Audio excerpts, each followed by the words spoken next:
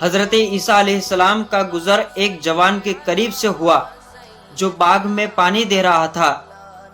تو جوان جیسے ہی آپ کو دیکھتا ہے تو کہتا ہے، اے اللہ کے نبی، خدا کی بارگاہ میں میرے لیے دعا فرمائے کہ رب قدیر اپنے عشق کا ایک ذرہ مجھے عطا فرما دے۔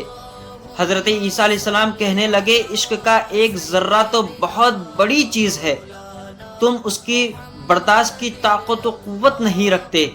تو وہ شخص کہنے لگا، اچھا ایک نہ صحیح لیکن آدھے ذرے کا ہی سوال کر دیجئے۔ تو جب حضرت عیسیٰ علیہ السلام نے رب قدیر کی بارگاہ میں اس شخص کے لیے دعا کی کہ اے مولا، تو اپنے اس بندے کو تیرے عشق کا آدھا ذرہ عطا فرما دے، اور جب حضرت عیسیٰ علیہ السلام نے دعا کی اس کے حق میں اور آگے بڑھ گئے، اور کچھ عرصے کے بعد جب آپ کا گزر دوبارہ وہیں سے ہوا تو لوگوں سے آپ کے متعلق پوچھا کہ وہ جوان کہاں ہے؟ تو لوگوں نے کہا وہ تو دیوانہ ہو کر پہاڑوں کی جانب نکل چکا ہے۔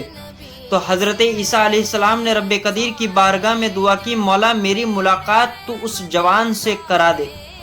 تو جیسے ہی حضرت عیسیٰ علیہ السلام آگے بڑھے تو دیکھتے ہیں کہ ایک چٹان پر کھڑے ہو کر وہی شخص آسمان کی طرف دیکھ رہا ہے۔ تو جیسے ہی آپ نے اس نوجوان کو سلام کیا مگر وہ جوان خاموش رہا اور آپ کے سلام کا جواب نہ دیا، تو حضرت عیسیٰ علیہ السلام کہنے لگے، اے شخص کیا تو مجھے پہچانتا نہیں؟ میں عیسیٰ ہوں۔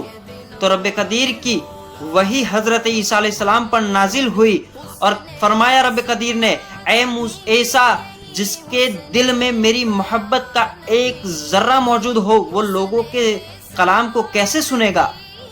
اور آگے فرماتا ہے، قسم ہے مجھے اپنی عزت و جلال کی، اگر کوئی اسے آری سے 2 ٹکڑے کر دے پھر بھی اسے محسوس نہیں ہوگا، کیونکہ یہ میرے عشق میں ڈوب چکا ہے۔